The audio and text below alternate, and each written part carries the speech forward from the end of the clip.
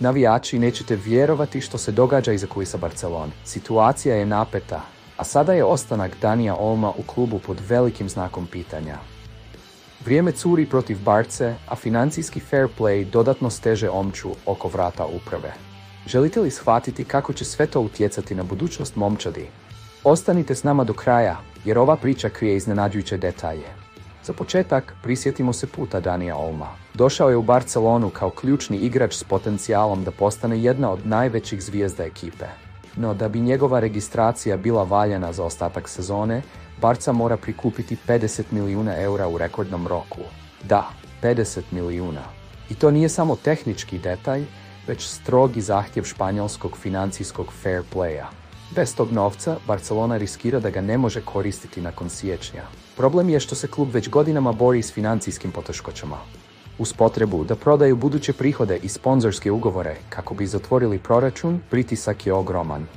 Nedavno su objavili dogovor s Nikeom i prodaju VIP loža na novom Camp Nou stadionu, ali još uvijek nije jasno hoće li to biti dovoljno za pokrivanje financijske rupe.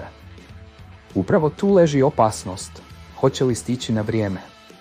U međuvremenu, Deco, sportski direktor kluba, obratio se javnosti pokušavajući umiriti navijače.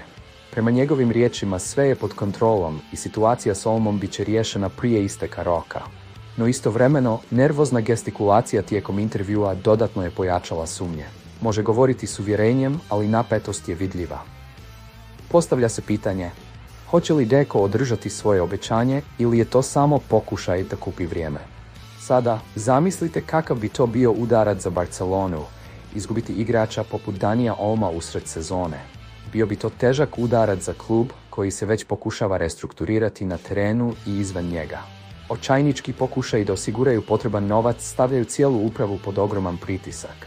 A ako ne uspiju, Olmo bi mogao aktivirati klauzulu u ugovoru koja mu omogućuje trenutni odlazak. Ovo je prava sapunica koja obećava uzbuđenja do posljednje sekunde. I što vi mislite, navijači? Hoće li Barca uspjeti prikupiti 50 milijuna na vrijeme ili ćemo vidjeti kako se Olmo ponovno oprašta od kluba? Ostavite svoje komentare ispod i ne zaboravite se pretplatiti na kanal kako biste pratili sve detalje ove priče. Vidimo se uskoro.